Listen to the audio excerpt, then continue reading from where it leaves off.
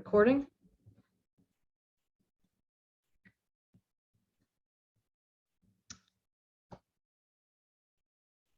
And so today in technology, crimes, and law, we'll try to do a little bit of wrap up on our current unit, which is talking about crime laws and regulations and governance, and then move into the next discussion, which will talk a little bit more about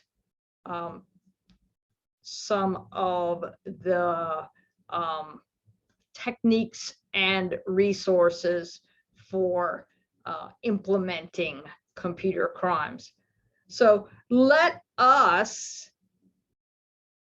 go and look toward the end of the law section, and we'll just review a little bit. So we see that you had a forum discussion, and I've recognized that many of you have participated in this. If you have not written the short paragraph on an issue that rung out to you as pressing during the roundtable discussion that was occurred at Duke Law, then I urge you to do that, and then comment on one of your classmates' reflections. Also due just last evening was the summary report on the cyber stalking case, the very first arrest and conviction in California. And then upcoming at the end of this week will be your completion of the assignment based on the North Carolina statutes. So even though we will be sort of rolling into a new discussion, do not let that assignment slip your mind.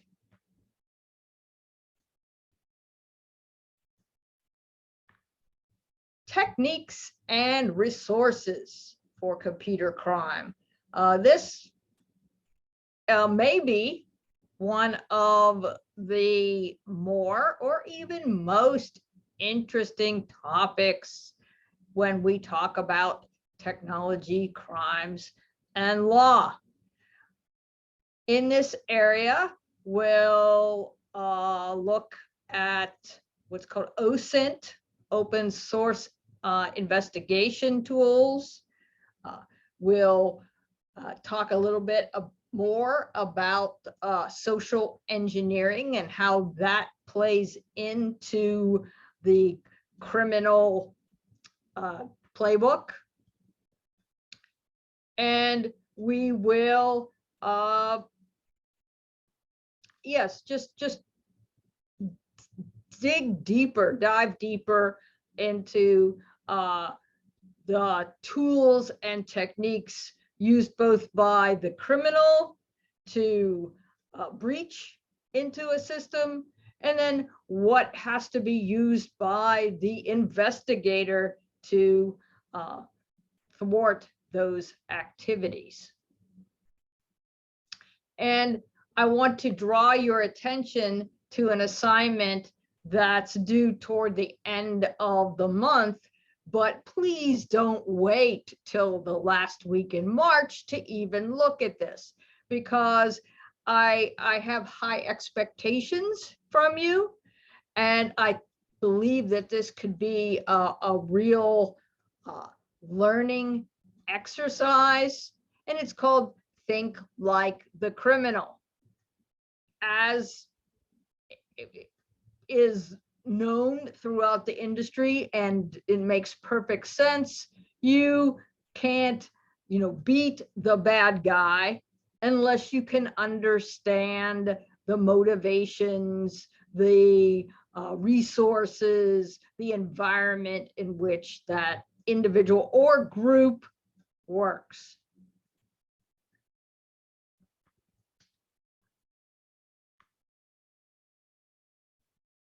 So let's take a look at thinking like the criminal.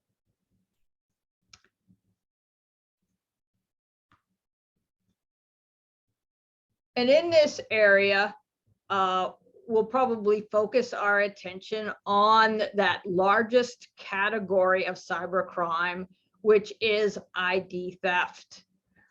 So along with stealing data or extracting it from a device, a server, a router, any other connected device, we call that data exfiltration.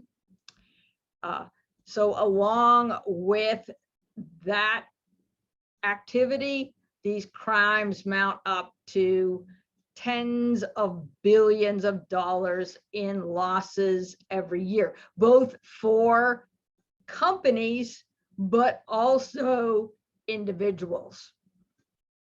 So there's this war, this clash between those that want to steal your identity or steal your money and those in various both government entities and law enforcement who are tasked with stopping this activity.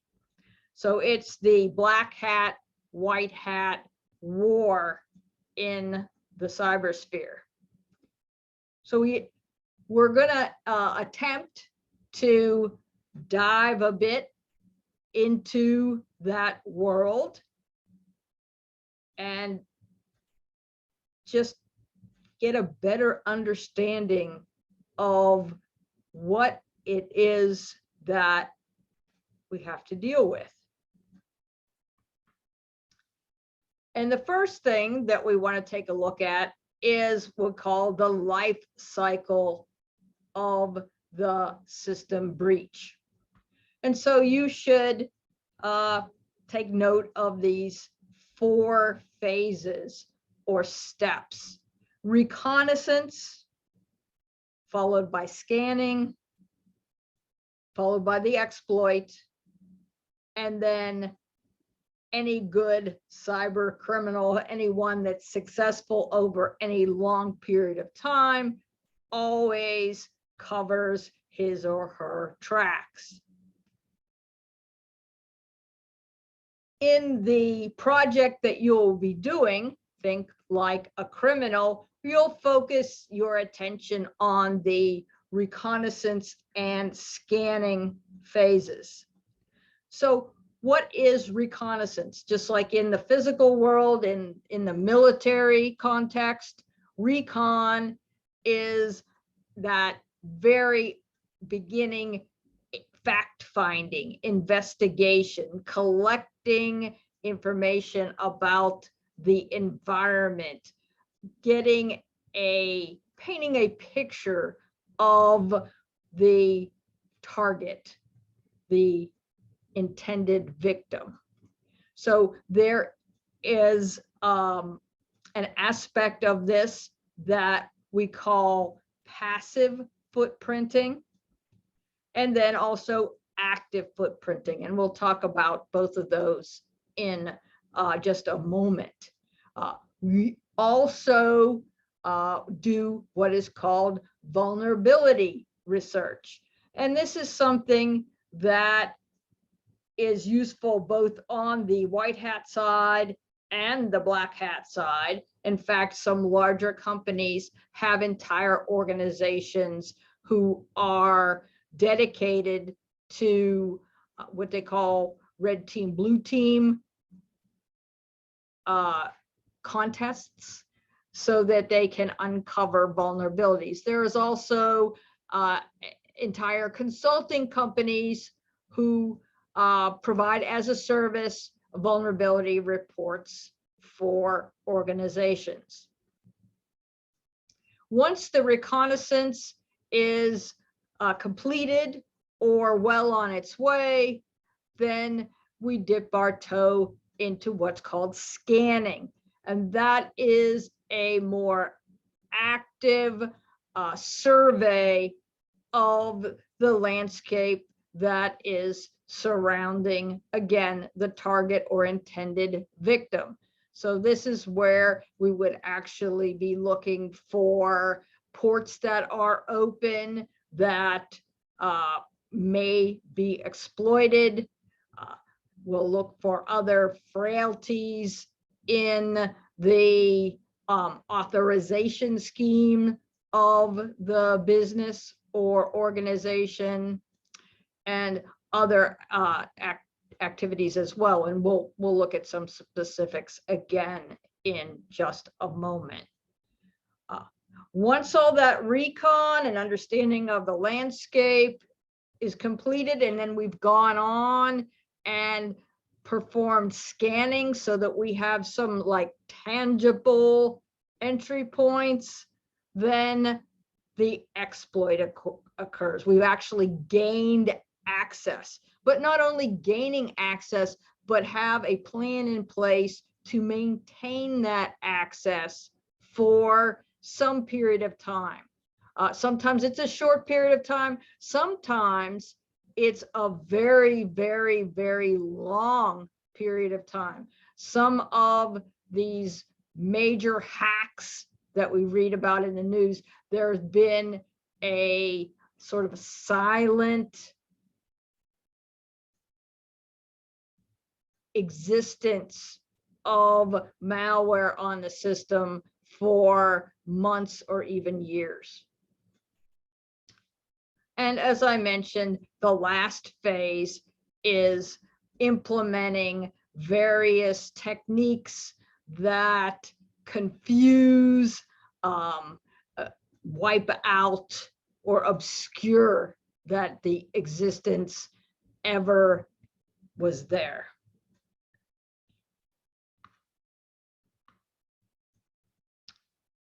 Yeah, so going back to the recon and scanning phase, again, we can understand that those two areas are the ones that are emphasized in planning. And again, the project that you will be carrying out is going to focus the attention on the planning stage. Of course, we don't want you breaking into anyone's environment, but putting together that framework, the plan that, you know, could be implemented, whether through success or failure, but a fairly good plan is the point of the project.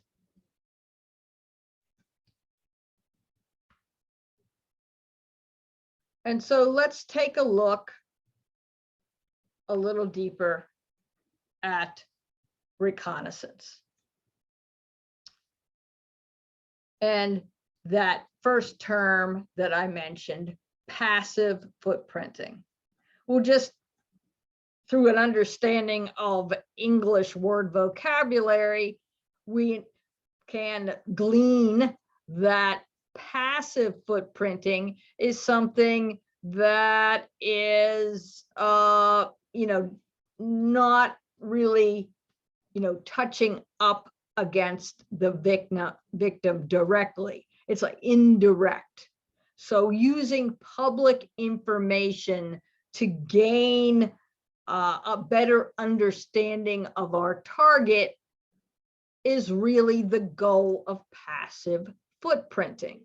So you can see in the bullet list some of the examples of activities that could be put into play as part of passive footprinting.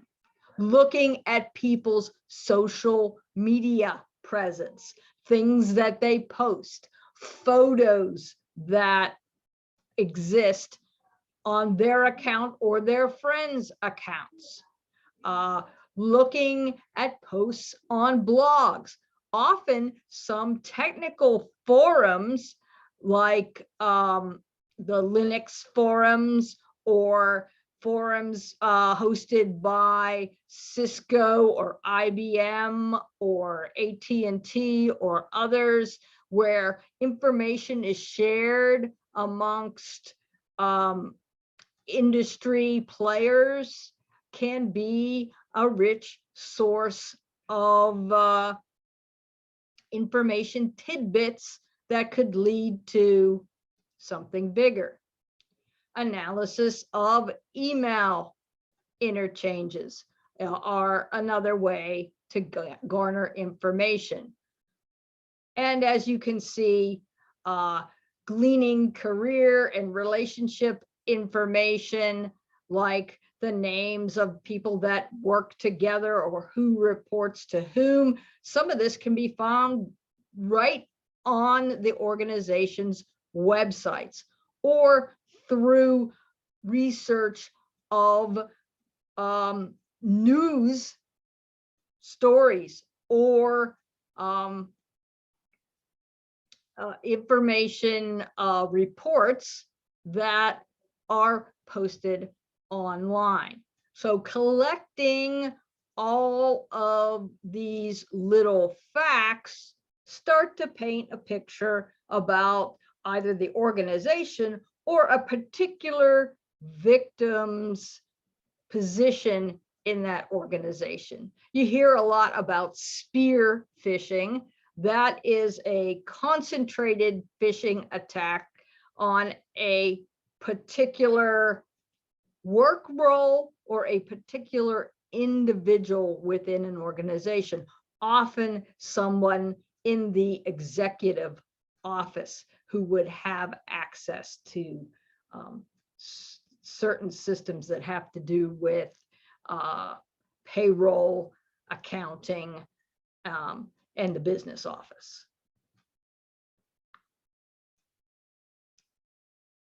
So active footprinting, again, as juxtaposed against passive footprinting, are those techniques that are more direct. So we are now reaching out and actually interacting with the potential victim. So the social engineering lures, usually through phishing attacks, through email or text messaging, would be part of that active footprinting. OSINT, which I mentioned previously, is that open source investigation techniques.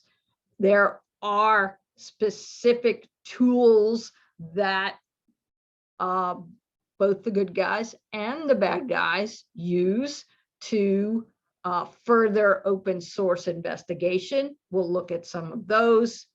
Some of the hoaxes are face-to-face. We can find examples of those posing as maintenance personnel, the janitorial crew, the office fax machine repair guy or gal that comes in, acts like they're part of the organization, but is there to be a spy, basically. And some really old school techniques, including dumpster diving. That is why the shredding industry has become as big as it has, because there is the realization that there are lots of juicy facts right there in the trash bin. And lastly, we'll talk about vulnerability research, and that is where we're looking at products or hardware or software that we discovered in some of the earlier stages, and now we want to look a little bit deeper to find out if any of those products that this company is using may have some little frailty that we can exploit. So some of the areas or some of the websites or resources that can be used include what you see on the list here, and you should take some note of them. I will open up the National Institute of Science and Technologies site. At least I think I will. Well, let's just go there.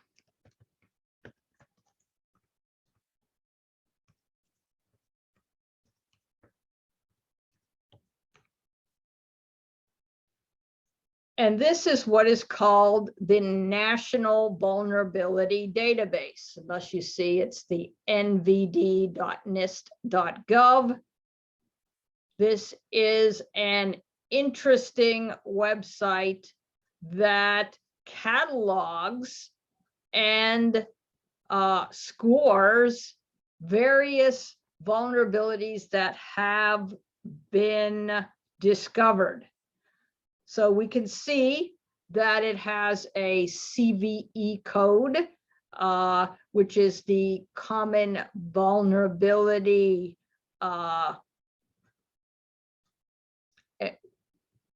CV. Use Common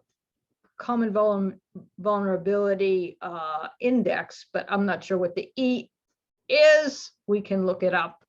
But you can see right here by reading that the NVD is the US government's, again, database or repository of standards-based vulnerability management represented using this scoring system.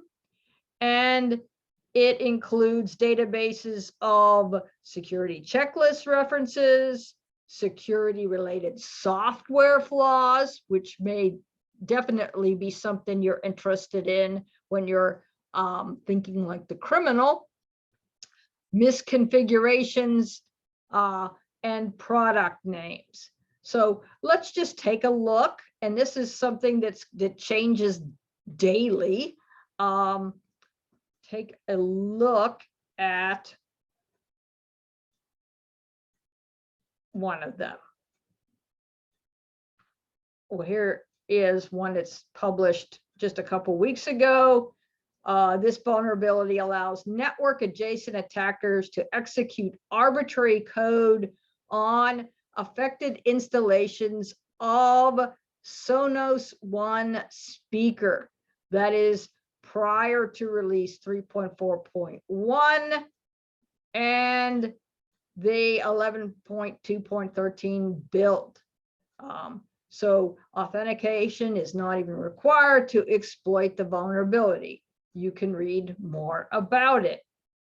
And there are many, many vulnerabilities. You can see some with very high severity scores, others medium and lower. Here's one that is against an emulator that is running on a Linux QC interface.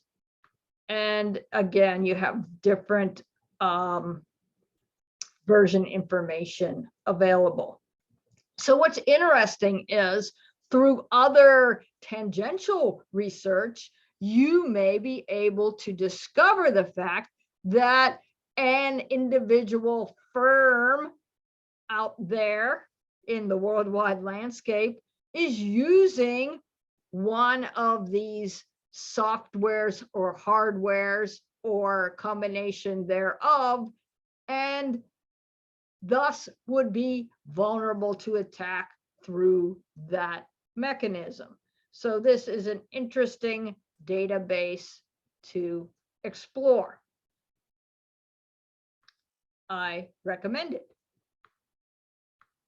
There's also, as you can see, get rid of that, something called securityteam.com and exploit-db.com.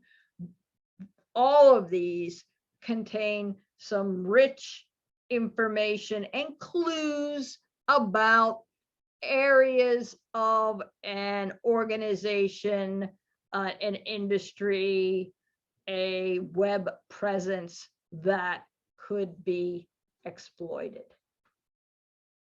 It's all rather exciting. So now we move to phase 2, the active surveying, the active scanning. And this is the phase where we're using penetration tools to probe for actual entry points in the system. So if you have used exploit-db or the nvd.nist.gov and actually identified a frailty, a entry point into the system, you as a criminal would want to look a little further, poke the bear, so to speak. So the Linux distribution called Kali that many of you are familiar with, as well as other bundled distributions, have been put together and packaged specifically for penetration testing. So white hat hacking. There's also something called OpenVAS, which is a vulnerability assessment system, which is also built around Kali. So it has its own distribution, which you can download as a VM or as an OSI distribution that you can import into VMware or Oracle VirtualBox and have your own vulnerability assessment operating system. You can read more about it at hackertarget.com, and there is a tutorial on OpenVAS there. Also in the Linux world, so many tools exist for active surveying. We've got Nmap, Ping, TracerT, NSLookup. We'll probably explore a few of those if you're not already familiar with them. And later in this class period, we're going to watch a little video that's going to tell us about Shodan. And Shodan is what we call the search engine of IoT. It is a portal into all of the connected devices that are out there across the globe, and there is some interesting and even shocking results from Shodan. Also, we can use traffic analyzers like Wireshark to look deeper into transactional data crossing the network. So other sources of intelligence that one may want to dig into are profile informations that might get misconfigured. GitHub accounts are a ripe target. These frequently leak other types of information publicly. So anyone can create a GitHub account. You might have done so for another class here at the college. And if that account is not set up, rigorously, there could be data leakage, or people can just be proud of their code and you can access it because they're sharing it on GitHub. But again, there could also be various storage devices, like in the Amazon cloud, AWS, some S3 storage that you access when you really shouldn't be able to. That is a problem. And in addition, blogs and forums where the participants sometimes brag or, casually disclose some company information that could be used for bad purposes. So as you approach this project, as you start to think about it sooner rather than later, I want you to explore those tools that might be used by your criminal endeavor. Think about social engineering and the types of con games that go on to pry information out of end users. Think about patience. None of the really successful attacks happen like this. It is plays out over a very, very long period of time. Multiple reasons why. One, not to raise suspicions, but also sometimes the information just takes a while to percolate and blossom. You might want to do some research on red team, blue team, adversarial attacks to get ideas. So let's talk a little bit about red teams within an organization. They are teams of individuals whose charge is to develop a campaign that lasts for a period of time, sometimes a long period of time. And their goal is to get a certain type of data off the system, to install a Trojan perhaps, to lure users to a honeypot website. They have some goal, could be one or many of these, and to do this without being detected by the blue team. So the good guys, the white hats in the organization. So red teams focus on persistence, upon secretiveness, and they really do put on the moniker or the cloak of the real adversary. So they are really focusing on gaining the access, and then obscurity, obfuscation, and obliteration of the fact that they were even there in the end. So now what I would like to do is perhaps so reshare my screen with video optimization and take a look at a little discussion on Shodan.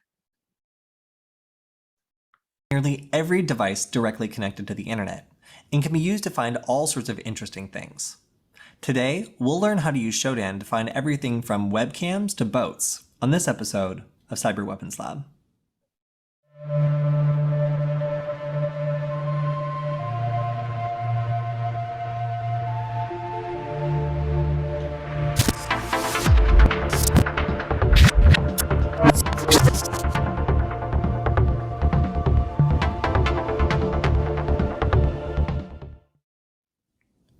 In order to understand how Shodan works, it's useful to think about how search engines work in general.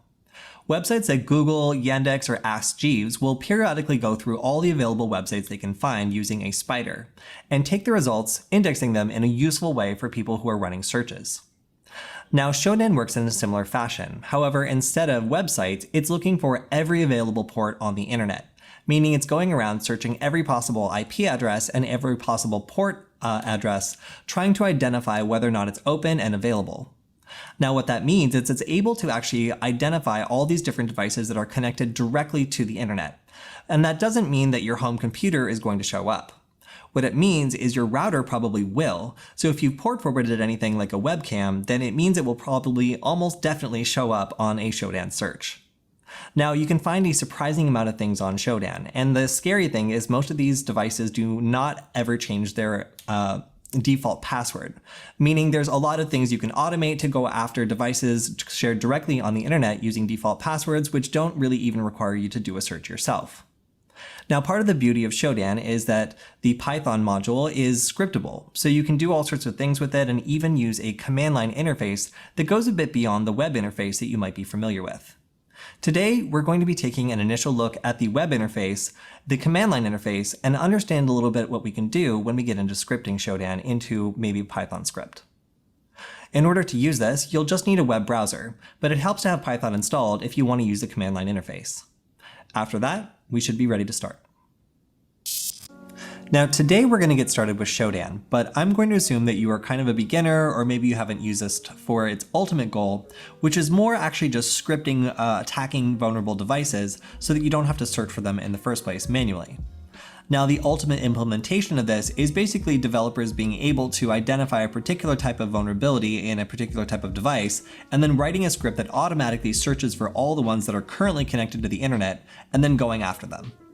So Shodan has been revolutionary for security researchers, and that's because it allows you to search for very specific types of devices and find them all over the world.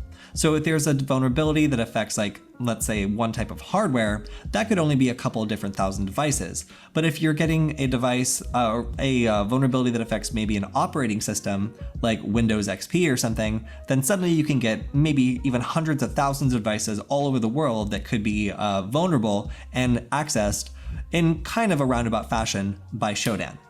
So how that works is that in order to access all these vulnerable devices, we first need to know where they are. So we can of course scan ourselves, but it's much more convenient to have a third party do all this work for us. So using Shodan is a really good way to be able to understand what's out there on the internet without needing to do the searching yourself.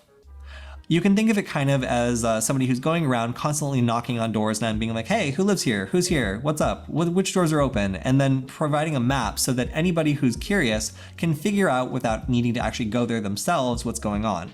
And that can mean that if you're doing port forwarding on something like your webcam or something like that, then it can appear on the search engine because you're exposing it directly to the internet, and when Shodan comes knocking, your router will reply with all the information about what's connected. So, in order to get started, I highly recommend that, as you see I'm connected to South Africa, you don't do this directly from your own IP address. You're going to want to connect to Tor or a VPN and make sure that you're only connecting to things that you have authorization to. But if you happen to drop into a webcam and you just don't know where it is and there's no password on it, then it's probably okay, but you probably, just to be safe, don't want it routing back to your IP address anyway. So take precautions and make sure you're not directly accessing this. And also check out one of our videos on URL tracking and how you can be tracked with tools like Grabify or Canary tokens, because it's a good education on how you can be tracked no matter kind of what you do in these circumstances when you're making web requests. So again, before you get started with this, please make sure you're hiding yourself at least a little bit, because you don't want to leave your presence all over logs all over the world and look like you're some sort of big shot. So, all right. Let's get started. So understanding the way to use this sort of tool comes down to being a good searcher. So how are we going to go about and craft a good search query? It's kind of the same way that when you're running a Google search, if you just type something in, Google is going to try to interpret it as best as it can, but it's much more powerful if you know the right commands to use. Now, a little secret I want to share is that if you're looking for interesting ways to use Shodan, you can simply go ahead and click on Twitter. And again, I follow this stuff all the time, so I'll frequently kind of tweet these. So if you want to check them out, you can also follow me as well. But here you can see that we have different little stubs that are being shared by the community that will allow you to find different devices. And these are kind of shared all the time as security researchers find different things that are shared on Shodan. So if you want to be able to kind of be on the bleeding edge of what's happening with Shodan, you'll find a lot on Twitter when it comes to researchers sharing little strings. So how does this work? Let's go ahead and go to a device that I've discovered. Now this is in a river. So initially it's a little suspicious until we see that, hey, this is actually a satellite device that's connected to a boat. So how did we get to a boat? How did we get here? Well, in order to find devices like a boat, we can type something in that allows us to differentiate them from all the other devices on the internet. In this case, VSAT will give us a list of satellite systems that have a login page or a configuration that has that word in it, allowing us to say, hey, this is a satellite system. So next we can also differentiate things down a little bit further. And in my example, I also included a port number, port 80, which allows us to maybe just look for things that are hosting a webcam or something very straight up and easy to access. Now I'm going to run the search. And this is what you can do as soon as you just kind of log into Shodan, which is accomplished by going to shodan.io and creating a free account. Now here you can see there's a bunch of different things that are reporting SatLink, which means this is a satellite system. And that's really interesting because it means that we can possibly get into something that's satellite connected and moving all over the world, which is truly interesting. So let's take a look at, this is just a random VSAT link, and we can see here, their ports 23, 80, and 161 are open. So again, we just typed in something that we know is connected to satellite networks, VSAT, and we started getting satellite kind of devices. And we ended up here looking at the various ports that are open and a little bit of grab from what the URL header is, or from the HTTP header. So now if we want to actually check this out, of course, with our VPN enabled, we can just take the IP address that we've scanned and see, of course, port 80 is open, so we don't need to specify that. But if this was port 81, we would have to specify that. And then we can just try to go to it and see what happens. Now, it's probably gonna ask us for a password. And in some cases, it will not. And in this case, it doesn't, meaning we have direct access to a satellite network of some sort. So you can see that this is a problem because this is obviously hosted on a boat, and through a little bit of digging around, we can see, okay, network, something Homdel, and then in the configuration, we can see more information that probably will lead us to who actually owns this device.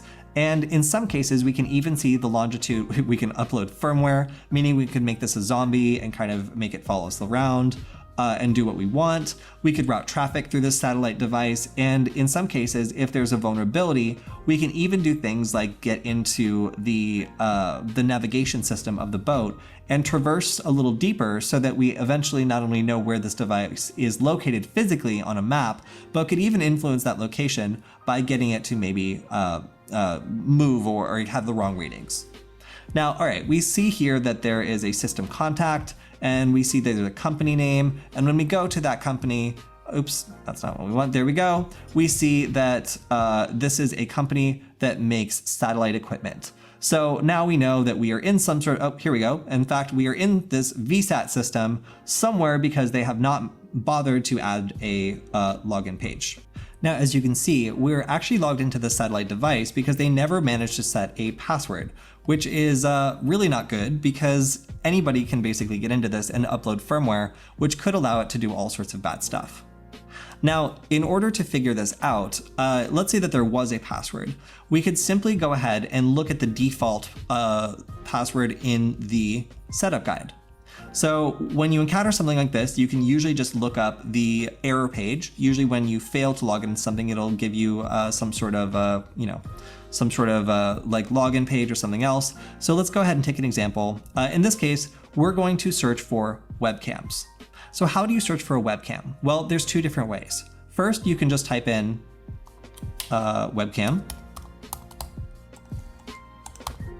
And you can generally assume that webcams will have maybe something in the string. You see digest round webcam that tells you, hey, this is a webcam. So here we can see there's a port 8081. And if we try to go to it, let's go ahead and do that. Like this.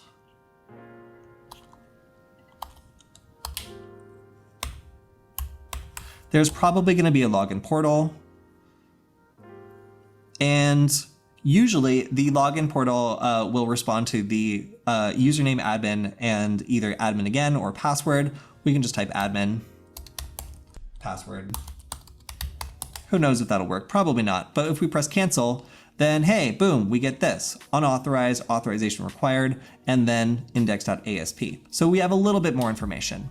Now, more useful would be maybe giving us something like the manufacturer. Now, the manufacturer, which sometimes we can also find in one of these strings, will allow us to find the default password. And most of the time, if you want to get into something like this, you can just attempt to log in. Here we go. We have another 8080. We copy this over. We paste it. And then we attempt to log in.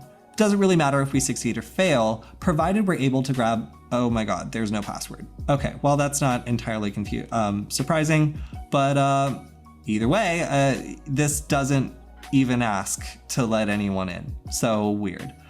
So here you can see we're controlling some sort of recorder and camera. We've got night vision and some other stuff, which is great. Again, don't know where the system is connected to.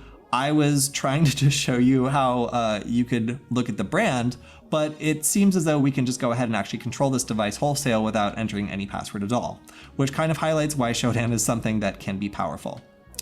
All right, so now that we've managed to get into a number of different things that we really didn't, oh, here we go. Now we can actually see what's going on. So here we are in some sort of system. We can click on night vision. Oh, and now, now that we want to turn on the night vision, it's serious about security. So we can type in admin, admin, admin, password. And between those two, we have the majority of different devices will work. A lot of people just don't even bother to set this. But if it doesn't work, then generally what you can do is look up the type of device, and then if you can find just the setup or instructional manual, it'll just say the default password and you can try that. Okay, so this is pretty cool, but what else can we do? Well, another example I found is this webcam in, oh, we've got some activity, this webcam in Germany. So in this case, we were just looking for this string, CGI bin guest image.html. And if I go to Shodan,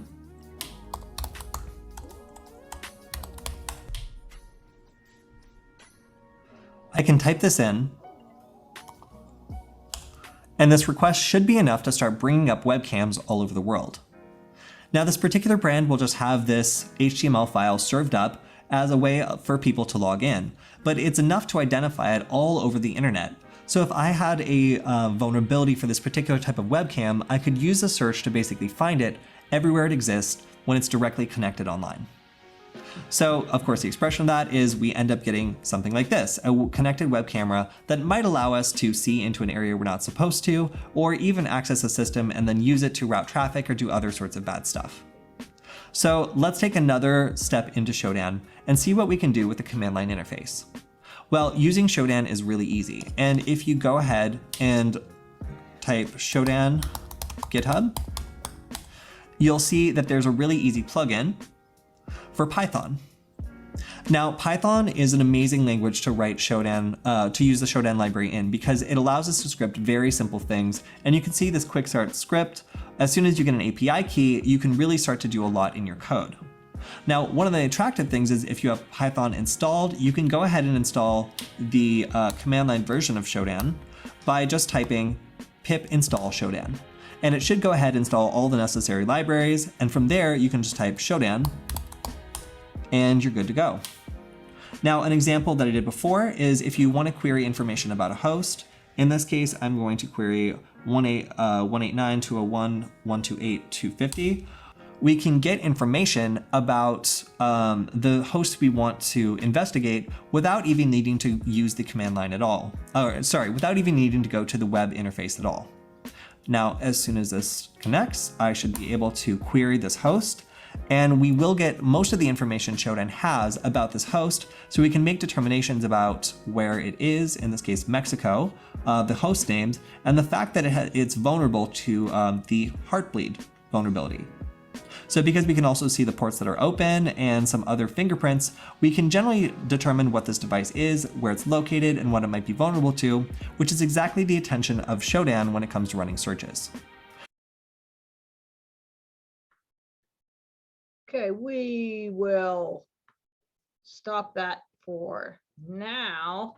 But there is a link to that video, plus there's YouTube with lots of information. But I hope you find that to be as fascinating as I do, maybe as scary and awe-inspiring, but there is so much information out there that is not protected, not using the rigor that should be in place, and this is definitely an issue for the owners of these devices, but also provides a rich playing field for those of you studying system security. So we'll dive deeper into this topic in the next class period. And I urge you to stay on top of your current assignments, but also take a look at the specifications to think like the criminal. Until next time.